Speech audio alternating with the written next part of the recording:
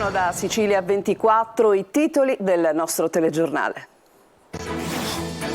Fermato un extracomunitario per l'aggressione del turista polacco in centro storico a Catania. La vittima è ancora ricoverata in rianimazione, rafforzati i controlli nei luoghi della movida cittadina. Falsa crisi aziendale per ridurre gli stipendi ai dipendenti e truffare l'INPS, maxi sequestro ai danni di 2 fratelli palermitani, titolari di una catena di supermercati. Ponte sullo Stretto, arriva il via libera della Camera al decreto legislativo, saranno coinvolte le città delle 2 sponde. Messina ora chiede indicazioni precise. Rientra l'emergenza, il cimitero dei Rotoli di Palermo, smontate le tensostrutture che ospitavano da anni centinaia di bare in attesa di sepoltura. Pallanuoto femminile l'Orizzonte, campione d'Italia per la 23esima volta nella sua storia. Il 7, allenato da Martina Miceli, vince 8-6 contro la SIS Roma al termine di una partita decisa nell'ultima frazione di gioco. Calcio, il Catania si impone per 2-1 sul campo del Brindisi, ma è fuori dalla corsa per lo scudetto dilettanti.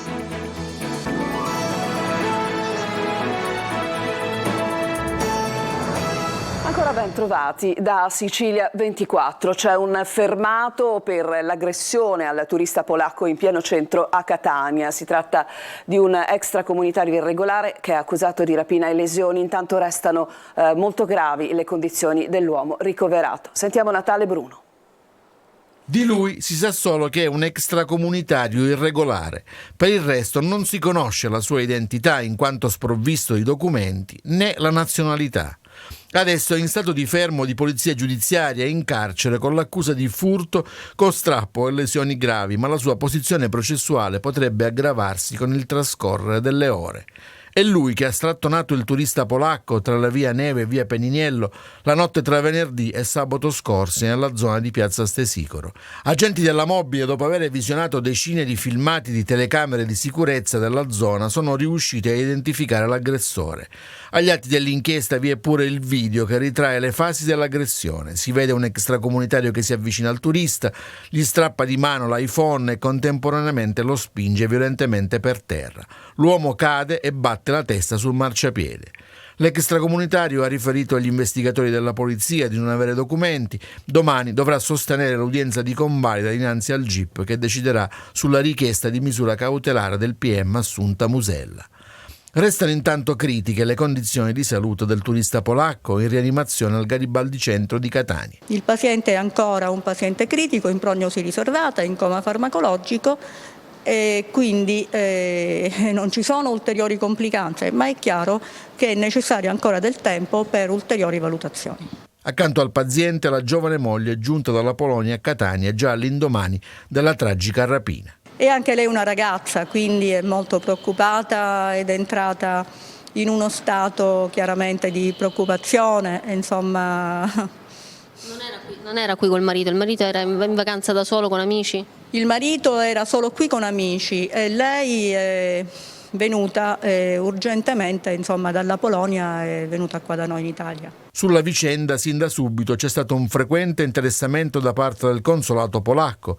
Ieri in prefettura il prefetto Maria Carmena Librizia ha coordinato un comitato per l'ordine e la sicurezza pubblica per affrontare la delicata questione della sicurezza nel centro storico e nei luoghi della movida, nei quali troppo spesso si verificano atti di violenza gratuiti ad opera di immigrati. E proprio per rafforzare la sicurezza i carabinieri di Catania hanno intensificato i controlli in tutta la città. Già da ieri presidiato il quartiere di San Cristoforo. Emanuela Corsi. 25 unità dei carabinieri, tra cui 2 cinofile, hanno presidiato il quartiere catanese di San Cristoforo nell'ambito della prevenzione generale dei reati e del contrasto dell'illegalità diffusa. In centro come nelle periferie gli uomini dell'Arma hanno intensificato i controlli anche alla luce degli ultimi episodi di criminalità avvenuti nel capoluogo etneo. Il più grave, l'aggressione ad un turista polacco per rubargli il telefono cellulare. Si tratta di un'attività di tipo preventivo con la collaborazione delle squadre della CIO del Reggimento Carabinieri Sicilia per il monitoraggio delle arterie principali, per il controllo della circolazione stradale, ma anche con le unità cinofile antidroga per il contrasto al spaccio di stupefacenti. I controlli sono stati intensificati in tutta la città, dal centro alle periferie, soprattutto nei quartieri con un alto indice di criminalità. L'Arma dei Carabinieri continua a presidiare i luoghi di movida, i quartieri della città ad alto indice di criminalità, anche con la predisposizione di servizi di controllo del territorio ad alto impatto, così come quello organizzato nella mattinata odierna. I controlli proseguiranno anche nei prossimi giorni, nel fine settimana si concentreranno nelle vie della Movida. Un falso stato di crisi per ridurre l'orario di lavoro di 60 dipendenti e ottenere contributi statali non dovuti. È scattata la denuncia per 2 imprenditori che gestiscono una catena di supermercati già sotto sequestro a Palermo e provincia. Sentiamo Maglio Viola. Avrebbero dichiarato un falso stato di crisi aziendale per applicare un altrettanto falso contratto di solidarietà a circa 60 dipendenti l'anno. Per questo sono adesso accusati di truffa aggravata per il conseguimento di erogazioni pubbliche e indebita compensazione di imposta. Nel mirino della Guardia di Finanza 2 fratelli imprenditori, si tratta di Carmelo e Maurizio Lucchese di 57 e 48 anni. I due dal 2016 al 2020 sono stati, secondo gli accertamenti dei Baschi Verdi, rispettivamente amministratore di fatto e rappresentante legale proprio della Gamap Group, che gestisce 13 punti supermercati in provincia di Palermo. Per loro è scattato anche il sequestro preventivo per equivalente per un importo di 1.400.000 euro. Le indagini condotte dagli investigatori del nucleo di polizia economica finanziaria di Palermo si sono concentrate sulla società di gestione di supermercati e sulle presunte irregolarità contributive messe in atto nell'applicazione del contratto di solidarietà. Lo strumento di integrazione salariale è finalizzato a tutelare l'occupazione attraverso una diminuzione dell'orario di lavoro, a fronte del quale il dipendente riceve un contributo anticipato dal datore di lavoro, che lo può poi successivamente recuperare sotto forma di credito contributivo. Secondo l'accusa, nel quinquennio 2016-2020 gli amministratori della società avrebbero dichiarato all'INPS un falso stato di crisi aziendale, nonché la riduzione dell'orario di lavoro per i 60 dipendenti ogni anno, i quali in realtà avrebbero lavorato di più rispetto a quanto formalmente pattuito nel contratto di solidarietà.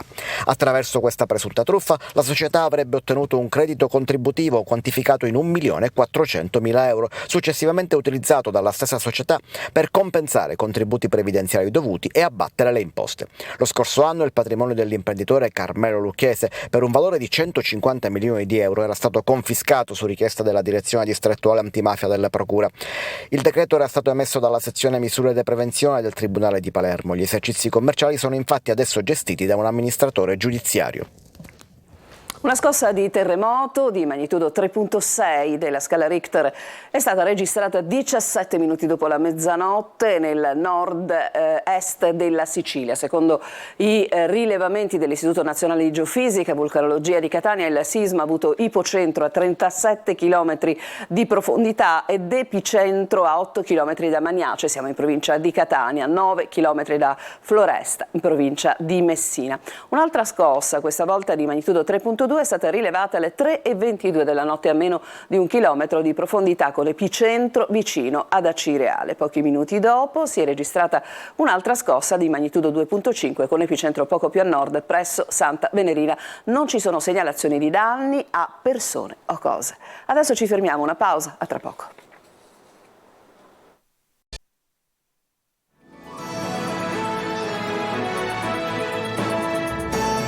Seconda parte del telegiornale, la Camera ha dato il via libera al decreto del ponte sullo stretto di Messina. Passa all'ordine del giorno che prevede il coinvolgimento dei comuni di Messina e Villa San Giovanni. Giusy Lazzara. Dopo la fiducia, ieri la Camera ha dato il via libera al decreto sul ponte dello stretto di Messina. La votazione finale ha visto 183 favorevoli, 93 contrari e un astenuto. Adesso il decreto legge alla strada spianata verso Palazzo Madama, un passo in avanti nell'iter per la realizzazione dell'opera che da 30 anni ha fatto discutere diviso fra favorevoli e contrari al ponte. Ieri, durante i lavori parlamentari, è arrivata anche una novità, con l'approvazione dell'ordine del giorno che coinvolge direttamente Messina e Villa San Giovanni nelle fasi di progettazione dell'infrastruttura. Il governo si impegna a valorizzare, si legge nella nota, il ruolo dei due comuni interessati per garantire garantire la rappresentanza diretta dei cittadini nel percorso di realizzazione del ponte. I propositi vanno in questa direzione. È cauto il sindaco di Messina, Federico Basile, al microfono di Francesco Triolo. La città aspetta di capire quali strumenti di programmazione dovrà modificare, perché nel frattempo noi siamo andati avanti, abbiamo programmato, abbiamo reperito risorse, abbiamo immaginato una città che con il ponte cambierà, quindi dare la nostra voce è ancora più importante perché, ripeto, il tessuto della nostra città, di quella di Villa San Giovanni, passa dal ponte, che non è infrastruttura ma è elemento collegato a una visione di sviluppo che dipende da noi. La nuova progettazione prevede anche la stipula di una convenzione con la società Stretto di Messina SpA quando saranno ripristinati gli organismi societari e la nuova governance, che vede come soggetti maggioritari i Ministeri dell'Economia e dei Trasporti. E non ci stanno gli ambientalisti, con il WWF che ribadisce, dopo il voto di Montecitorio, i dubbi sui forti impatti economici e ambientali del ponte sullo Stretto. Adesso andiamo al cimitero dei Rotoli di Palermo, questa volta per raccontarvi di un'emergenza bare che sembra essere ormai rientrata. Ieri mattina sono stati smontati i tendoni che ospitavano migliaia di bare senza sepoltura. Marco Gullà. Le immagini che state vedendo sono finalmente uno sbiadito, ma comunque doloroso ricordo di una delle emergenze più gravi di Palermo degli ultimi anni. Al cimitero dei Rotoli la situazione oggi è questa: le tensostrutture che per almeno 3 anni hanno ospitato migliaia di bare accatastate e in attesa di tumulazione o sepoltura, da oggi non ci sono più. Gli operai della Reset questa mattina hanno iniziato le operazioni di smontaggio delle tende che in questi anni sono stato simbolo di degrado e inefficienza. Questi tendoni per anni sono state accatastate quasi 1000 bare. Dentro quelle bare c'erano nostri concittadini che finalmente hanno trovato degna sepoltura. Oggi chiudiamo una delle pagine più buie di questa città, una pagina di vergogna e di dolore. Numeri di un'emergenza ormai ai titoli di coda. Le bare sono meno di 300, ne abbiamo dai depositi tumulate più di 1000, abbiamo garantito dall'estate scorsa ad ora il seppellimento e le inumazioni ordinarie. Entro qualche settimana ci lasceremo definitivamente alle spalle l'emergenza cimiteriale. Interviene anche il sindaco Roberto Lagalla, che in una nota mostra la sua soddisfazione per aver rimosso il simbolo più doloroso dell'emergenza sepolture che ha investito la città per anni. Per Lagalla la dismissione dei tendoni è un passo avanti importante e significativo da parte di un'amministrazione che in meno di un anno sta viaggiando spedita verso il superamento dell'emergenza.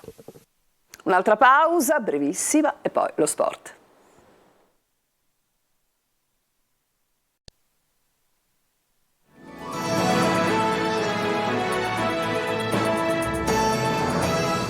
Siamo tornati ancora una volta in studio. L'apertura della pagina sportiva aspetta assolutamente di diritto alla pallanuoto femminile, perché l'Orizzonte è campione d'Italia per la 23esima volta nella sua storia. Ci fa il resoconto di questa vincente gara di ieri Tonino De Mana. Coppa Italia e scudetto, il double è servito, così l'Orizzonte Catania si tuffa ancora nella storia, allungando la lunga lista di trofei e confermandosi una delle squadre più titolate d'Europa nella pallanuoto femminile. La squadra allenata da Martina Miceli è campione d'Italia per la 23esima volta, battendo la SIS Roma in gara 4 per 8-6 al termine di una partita tirata e giocata punto a punto fino alla terza frazione e blindando la porta nel decisivo quarto tempo. Punteggio, come detto, in equilibrio sino al 6-6, 2-2, 1-2 e 3-2 nei 3 parziali. Poi, quando il gioco si fa duro, salgono in cattedra i campioni e fanno la differenza. Le parate di Aurora Condorelli, che chiude letteralmente la porta, e di gol dell'intramontabile Tania Di Mario, 44 anni, presidente giocatore, e di Claudia Marletta decidono la contesa e mandano in estasi il pubblico, che ha gremito gli spalti della piscina di Nesima, colorata di rosso e di azzurro e festante per l'ennesima impresa dell'Orizzonte. Alla fine è un tripudio, lacrime che si mischiano e si confondono con l'acqua e che non riesce a trattenere neanche una veterana e campionessa olimpica come Martina Miceli. Troppo felici poi di fronte a tutto questo pubblico, non potevamo fare diversamente. Per loro Catania è la capitale della pallanuoto femminile.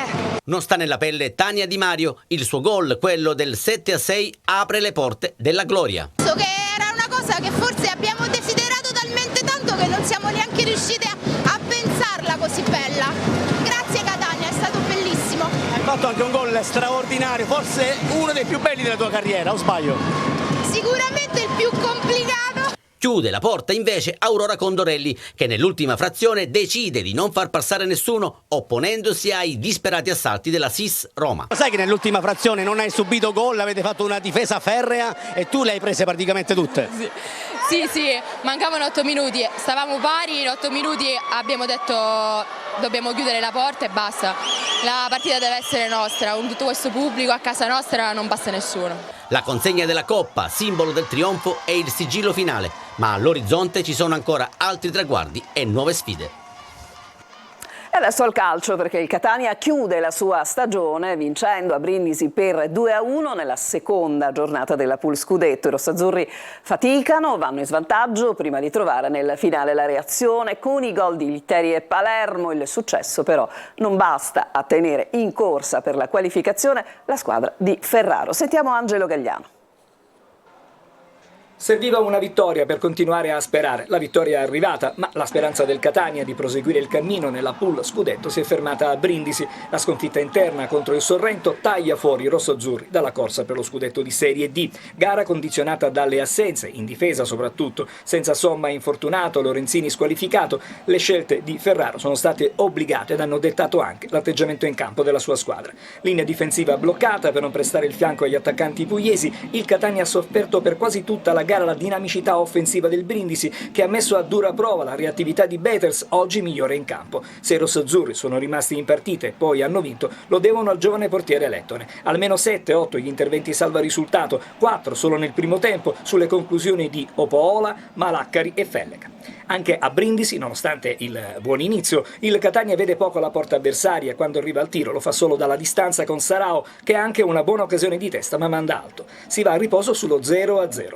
Fatta eccezione per un'incursione di Vitale con tiro di poco fuori, nella ripresa il copione non cambia, con Beters sempre in prima linea. Nulla però può sulla conclusione di Felleca, lasciato solo appena dentro l'area di rigore. Sotto di un gol il Catania si scuote e in pochi minuti rimette in equilibrio il match con il primo gol stagionale di Litteri, che risponde presente ad un assist perfetto di Palermo.